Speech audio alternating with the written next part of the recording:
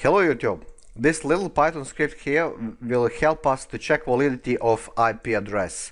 So before anything, let's see how it works. First, in the right panel, Python shell.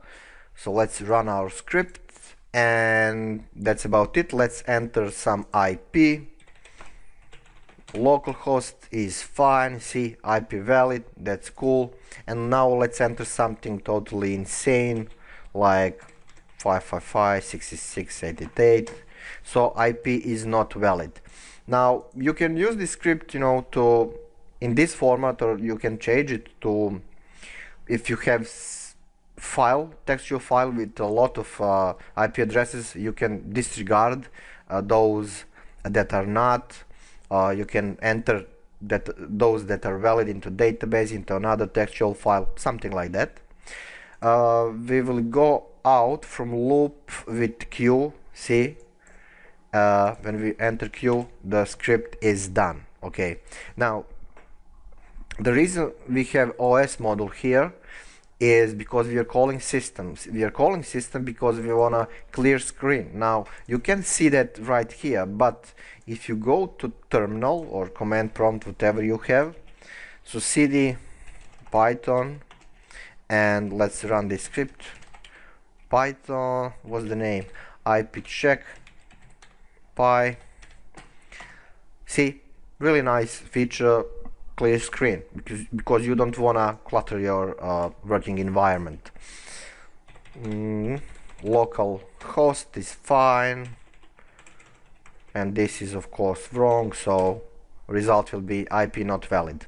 Of course you can beautify this script, but it's really simple stuff, so you can play around with it a little bit. What I'm doing, yeah, let's go line by line. So we have explained this. What is IP address? IP address is a module. It's a Python module which will provide you options to mess around with, obviously, IP addresses.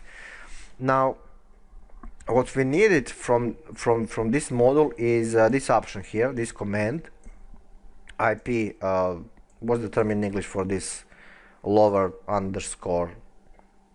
No, I don't know. Anyway, IP address, you're gonna send specific data, I mean valid or not valid IP address, to this command to check if everything is fine, because a value error is raised if address, okay, this address right here that you are passing, does not represent a valid IP version 4 or 6 addresses.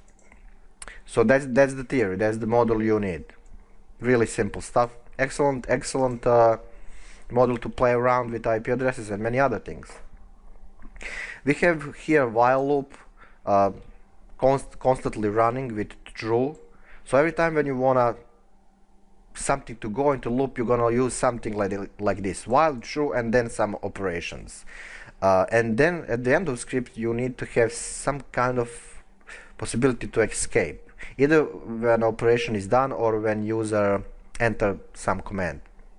We are grabbing IP through this entry, and then we are using try, except, and finally to check if everything is fine, if address is actually valid, and if this is okay, this operation, then we this will be printed, and if that is not the case, then this will be printed. In any case, user will be presented with option to print Q if he wants to just queue it script. So this can be true or this can be true, but after all of these things finally will be executed. So very simple stuff. You can simplify it, of course, but then there is a problem about how to get this script into loop, and we want to just to be this script present all the time on screen, where you can manually type addresses if you are system administrator, or you just need it for some purpose. So really simple stuff. Let's actually do that right here. We're gonna remove while loop to simplify things, and we are grabbing IP in IP variable, We don't need true, and we will just print raw data. Okay, so if IP address